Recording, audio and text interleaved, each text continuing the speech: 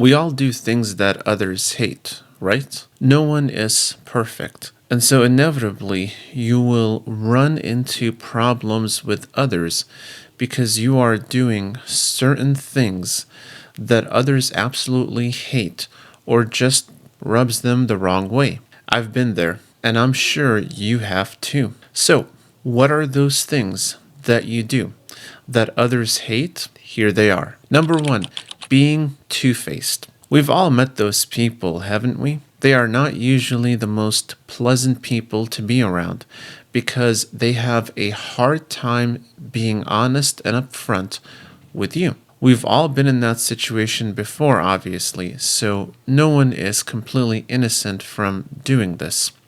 However, there are people who make it their mission to constantly deceive others and act in a way that makes others feel insecure around them. Don't be that person. Instead, mean what you say and say what you mean. This will make things much easier for you and for those around you. There's no need for you to put up a front. So just be honest. Now, I'm not saying that you should have no filter and just do and say whatever you feel. That is the other extreme. What you need to do is find a happy middle ground that suits you personally, or both your authentic self and a sense of professionalism are combined in order to bring out the best in you to others. Number two, gossiping about others. Nothing is worse than dealing with people who gossip. If they gossip to you about someone else,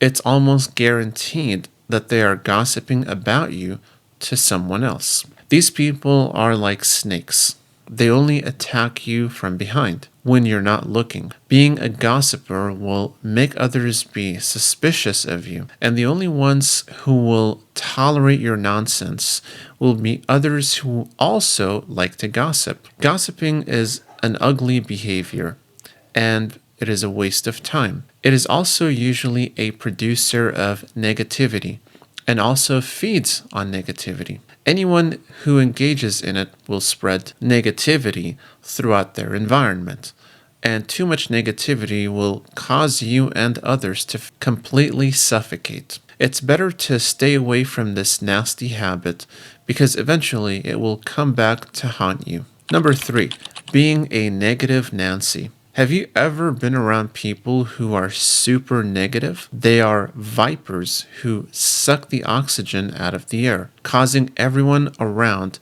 to emotionally and mentally suffocate. They are experts at finding everything wrong with whatever situation they can think of. Something can be 99% positive, but they will completely ignore that and focus on the 1% that went wrong and amplify it to large magnitudes. It will be their sole focus, and they are completely governed by this way of thinking. Even when they can empirically observe the positives, their cognitive bias will filter all of this positivity out and reinterpret it in a negative way. They have little to no desire to change because ultimately this stems from a victim mindset. Being a pessimist is strongly intertwined with a victim mindset because you both see everything that is wrong with life and believe there is nothing you can do about it.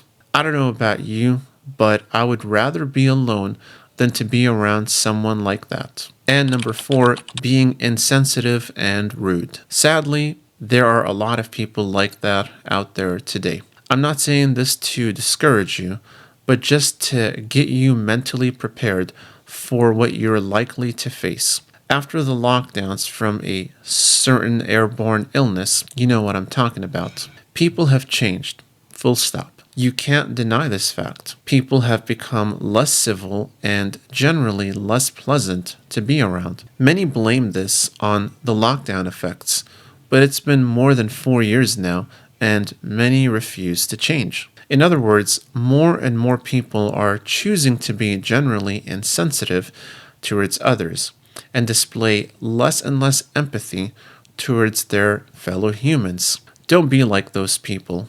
In fact, be the opposite of how society is today. People want you to be callous like them, but that's a trap. It will be very hard to get out of this when you fully settle into it. Instead, make sure to be above reproach and not stoop down to the same level of immaturity that so many people today display. Be the bigger person and have standards instead of being unpleasant and difficult to be around.